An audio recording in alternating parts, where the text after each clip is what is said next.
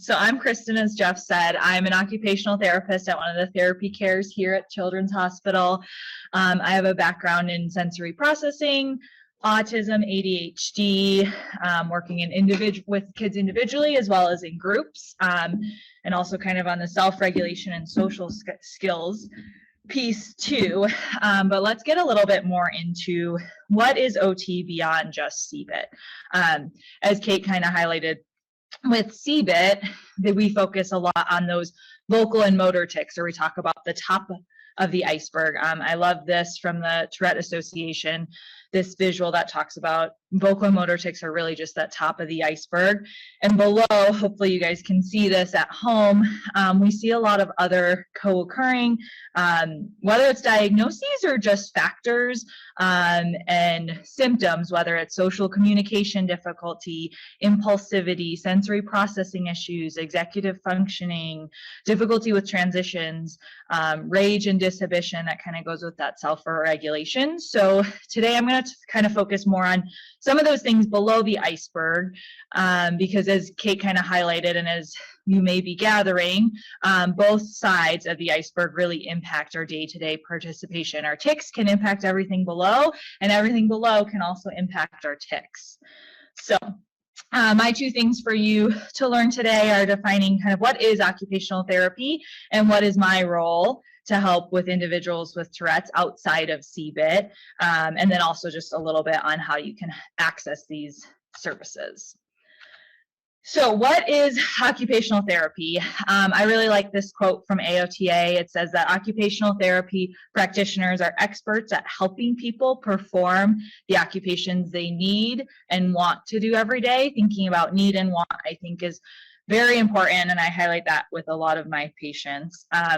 So what do we need to do or want to do every day? As an OT, we think about activities of daily living. That's like our self-care tasks, getting dressed, taking a shower or bath, eating, brushing our teeth, brushing hair, those kinds of things to take care of ourselves. Beyond that, especially if we want to live independently, there are instrumental activities of daily living, or those IADLs, cleaning, cooking, household management. I also think about navigating the community, whether it's driving or taking public transportation, things like that. Rest and sleep, which is a big one, and we see definitely typically impacted with individuals with Tourette's or tics.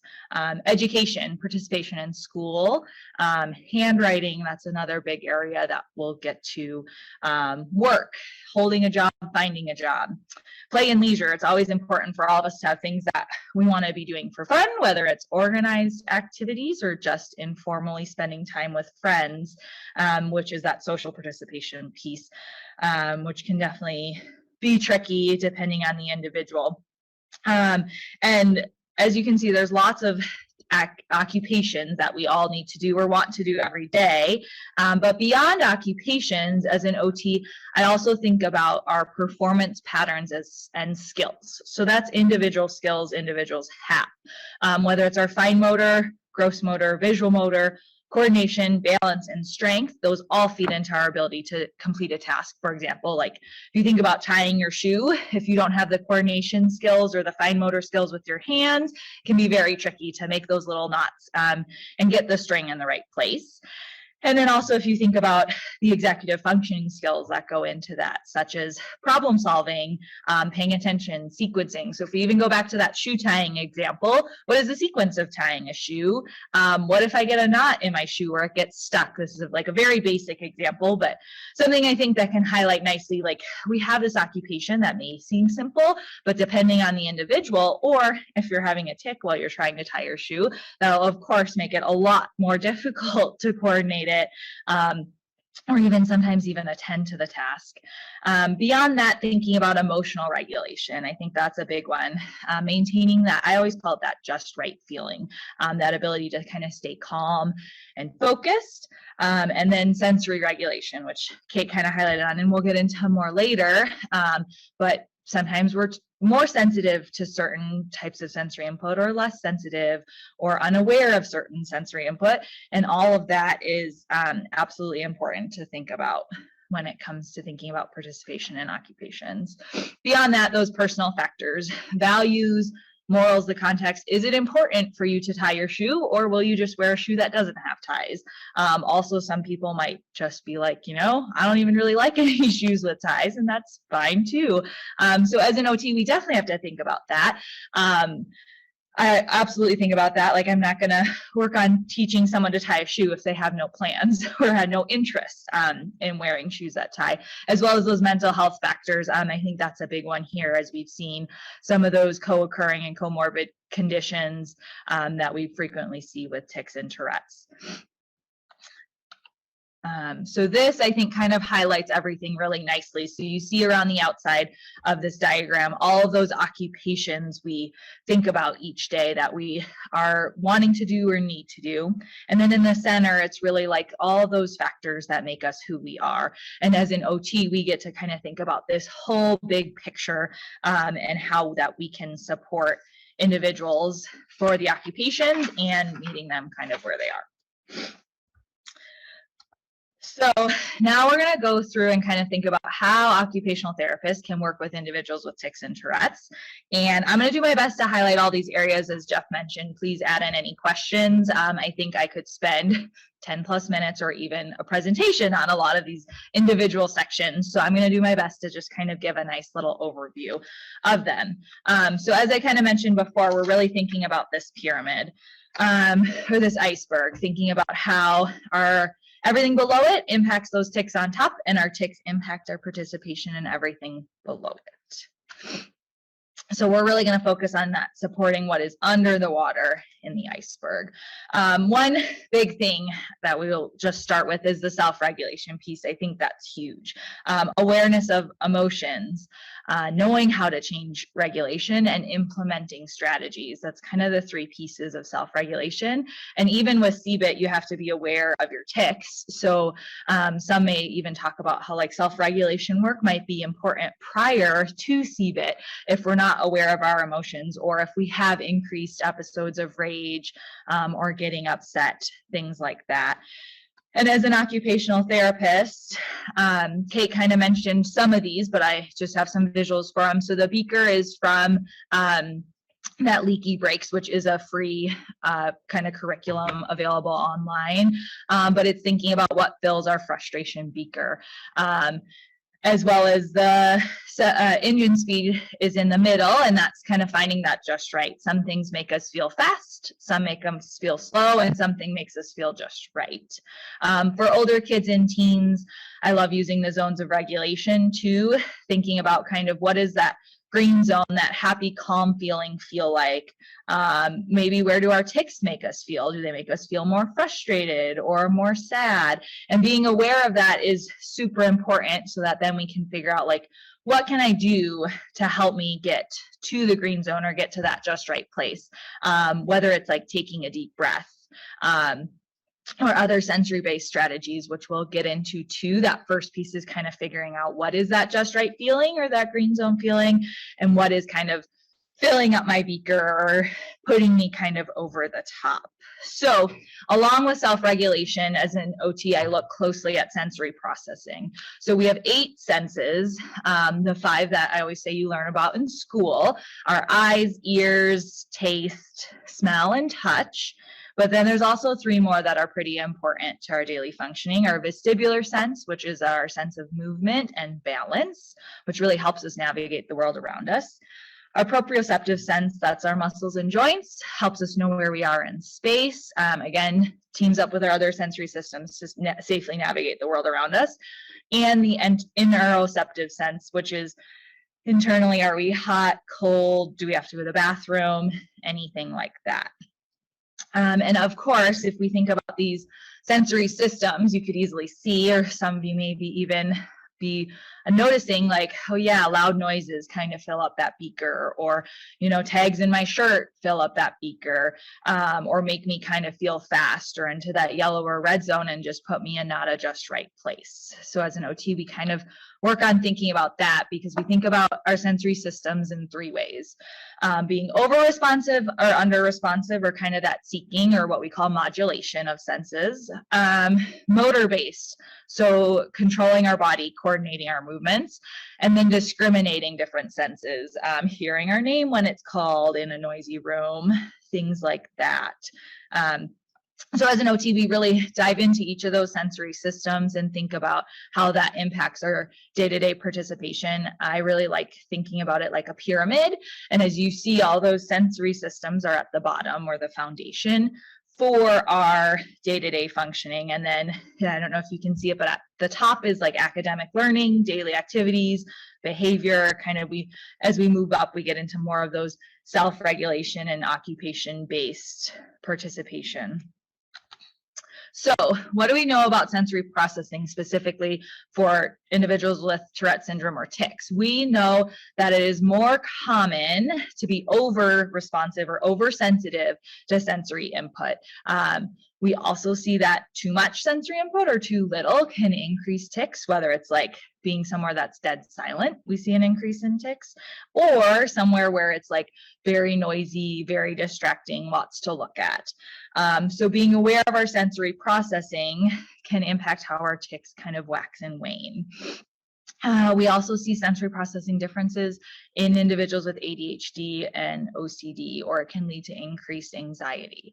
So what is OT's role? If you haven't gathered it already, with sensory processing, it's a lot of that awareness and using it to support self-regulation, or using it to figure out what can help us calm down, what can help us feel just right, as well as trying to support some of our senses to process information a little bit more smoothly or appropriately.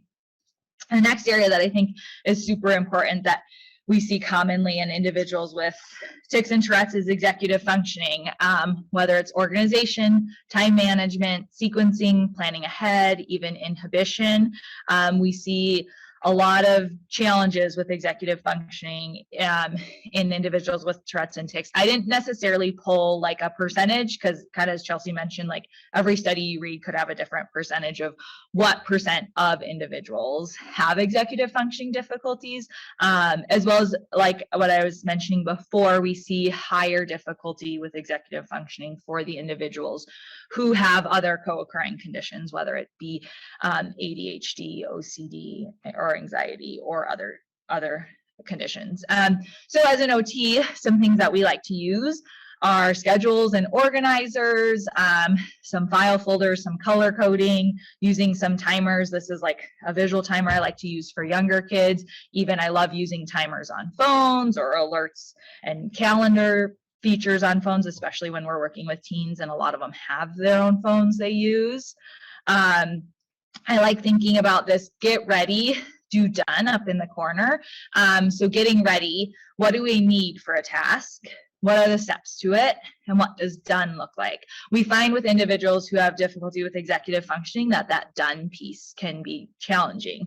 I think this is a perfect example of the like college dorm room that's really messy versus really clean. And I'll even sometimes use pictures to show like, this is what done looks like. When your room's clean, it should look like this. Because I think it's pretty common that we'll see kids and they'll be like, well, I think I am done, and the kitchen's a mess and all the dishes they just use are out. And it's like, well, you maybe made a sandwich, but are you really done with the whole task? Using checklists or daily routine visuals is another great one for kids, especially some younger kids respond really well to that. And I always talk, especially with teens and older kids, that like these are things that grown-ups use, like their grocery list or their to-do list for the weekend, or a calendar to help them keep track of dates and things. That these are some pretty accessible features, which are awesome. And it's more just about figuring out how to use them and what works for each individual.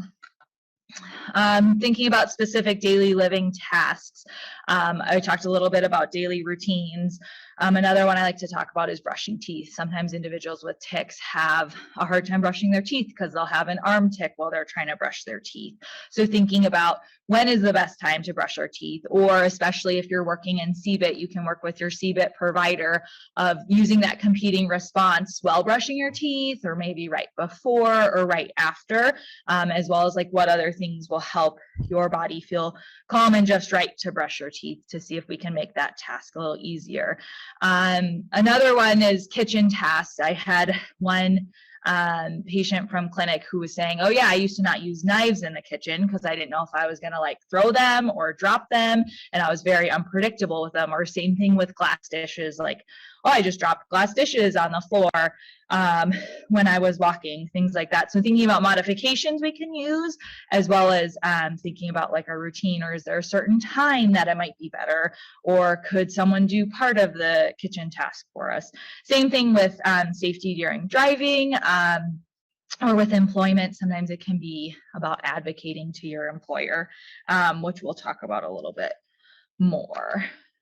Education, this is a big one, and I think I touch on this a lot in clinic as well as with the kiddos I see individually. Dysgraphia and handwriting challenges are very common for individuals with tic and Tourette's. We see that, if you can kind of see the jumbled writing on the side, dysgraphia is commonly like not using writing on the line, smushing letters together, reversing letters, things like that that can make work really hard to read. So we can think about other strategies, such as some individuals respond well to learning cursive, or just advocating for them to being able to type in class or use a voice to text software for assignments, and changing and making accommodations that it doesn't necessarily have to be handwritten, or just a portion of the work is handwritten. So thinking about those. We know that individuals with Tourette and tics have not as good visual spatial organization and visual perception. And that's what really goes into writing when we're trying to space out our work and get it on the lines, get it neat. Those kinds of things, as well as planning and remembering. One study was talking about how some individuals with Tourette's don't do very well when they have to listen to their teacher and then write their work down. So can we get an accommodation that they get their work in writing, or have someone that they check notes with after class, things like that. As well as OCD can definitely impact schoolwork. If I have to keep erasing my work until I get it just perfect and can't get it just perfect, that's another one where I like to think about like typing skills, and is handwriting the thing that we need to do or not? And that's where we think about going back to those client factors and context. What is important to the individual or the family? Is handwriting important? And we need to figure out what kind of paper or things could support handwriting, or can we just move to typing and that'll be okay? Another big one for school is attention. So being able to sit still in class and pay attention. A big thing that we think about with individuals with Tourette's and tics that can be helpful is classroom seating, is sitting in the front or on the side of the classroom better, or in the back, so that they don't feel like as many people are watching them if they're having tics, or if they're on the side by the door that they could step out if they feel like they need to, with the idea that they are returning, kind of like Chelsea was talking about. We don't want to support the escapism, but this is where we can talk about some nice accommodations that can support success without supporting escapism for sure. Or giving them movement breaks during the day, differential seating, sitting on like something that moves a little. Chewing gum can be a great one too, that can help with attention. Homework management and organization, that kind of goes back to some of the executive functioning pieces, some of those planners, special folders, color-coded things, stuff like that. We also can support as an OT. So there are also OTs in school systems, and they can help with IEPs and 504 plans. So an individualized education plan, or IEP, or 504 just help provide specific accommodations for students so that they can be more successful in class, whether it's extended time for tests, extra support, checking notes with a peer, using electronic notes, certain breaks that if they're appropriate, those kinds of things that can be hugely helpful to success. Another big piece as an OT that I think about is how we can educate teachers. Staff perceptions are huge. Some teachers don't know a lot about Tourette syndrome or tics and might think that the child is doing it intentionally or just acting out, or the noises that they're making, they're doing on purpose to distract the class or be funny or get attention. So talking to teachers about that, and talking to teachers and advocating for teachers to ignore the child in class if possible.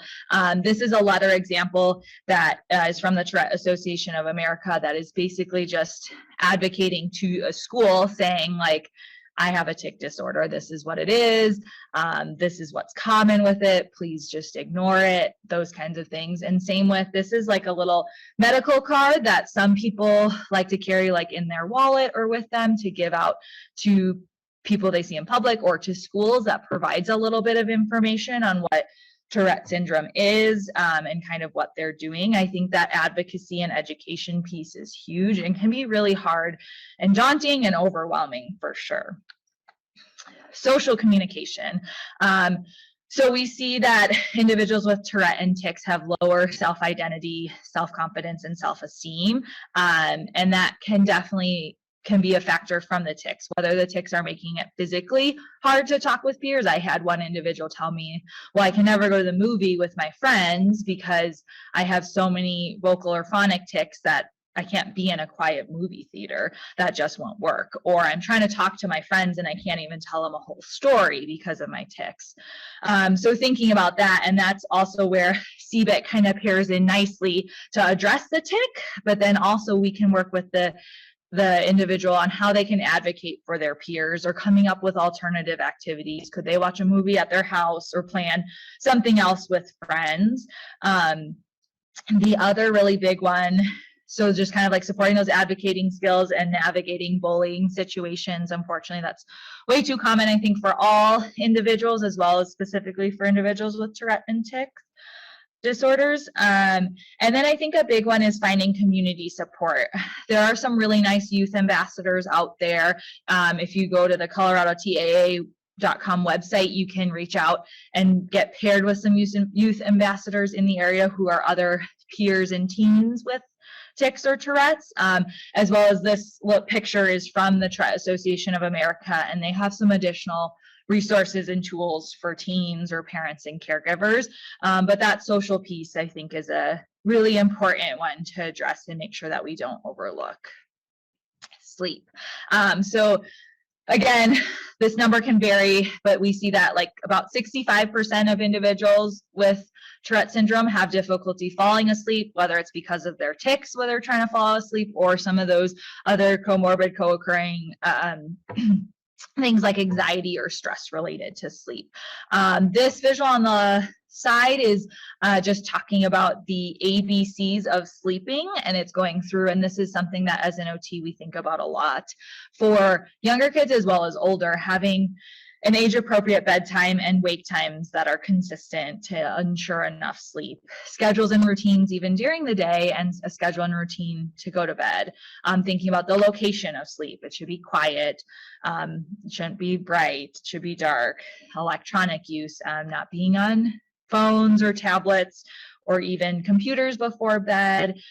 Thinking about that exercise and diet and how we can use those to support sleep.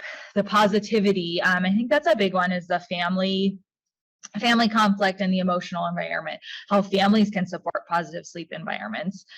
The independence of making sure individuals can sleep by themselves, and just making sure throughout our day our needs are met, whether it's emotional or attachment needs. But I think that's something that I think about for any individual who were having difficulties with sleep. Those are kind of a lot of key factors to it. So as an OT, I think about our sleep hygiene, our bedtime routine, and then for sure tic management at bedtime. I feel like a lot of individuals who I've worked with, and I haven't worked with a ton so far, but report that they have a lot of tics right before bed or while they're trying to fall asleep. And I think if we think back to the sensory component, it's usually a quiet time. Sometimes they're more anxious at bedtime. There's sometimes a lot on their mind, or their mind's just kind of racing all over. So that's something that can be addressed in CBIT or just kind of through just a regular OT outside of CBIT. But we also see the less sleep an individual gets, the more tics that they'll have during the day. So that's another one where like supporting sleep is super important. We also see if there's less sleep, individuals are more on edge. I think a lot of us can potentially speak to that. I know when I don't sleep well, I'm not the best person the next day or the next few days if my sleep's been impacted. So I think it's a really important thing that can easily get overlooked. Relaxation techniques. So Kate kind of talked about some of these, and we absolutely can talk about these in the context of CBIT, but I work on these strategies with a lot of my individuals, especially thinking back to self-regulation, whether it's that progressive muscle relaxation, yoga, exercise during the day. We don't want to be exercising before bed, but we know that if we exercise during the day, it can improve sleep. Meditation, diaphragmatic breathing, and then grounding strategies. Those can be like thinking about things you see, hear, smell, touch.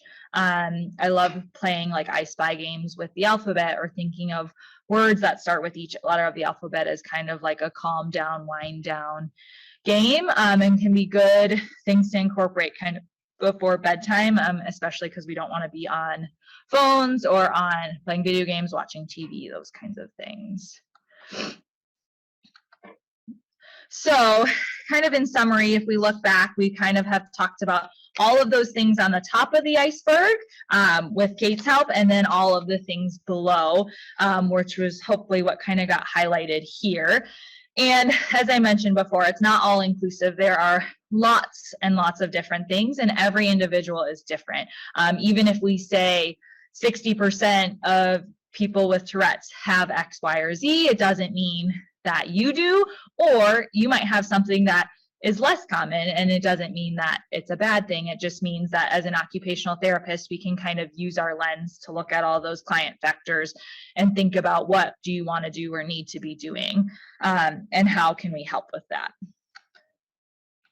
So just kind of in summary, this is another quote I like from a very well-known OT, and it says that occupational therapy practitioners help people live life to the fullest no matter what.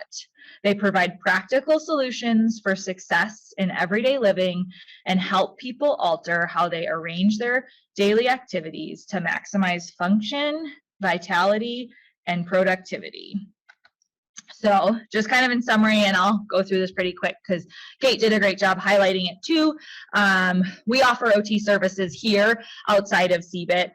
To get OT services, you just have to contact your primary care provider or neurologist to get an OT referral. And then you can always ask your PCP for who are the OTs in your area that you could see. We have OTs here, as we mentioned, as well as you can find CBIT providers on the TAA website. And I can't speak for all the CBIT providers, but I know here, Kate and I provide CBIT, but we provide lots of more traditional sensory regulation based OT as well. So you might be able to reach out to a CBIT provider and see if they could offer some of those services, as well as I think some of these topics can be brought up with a CBIT provider.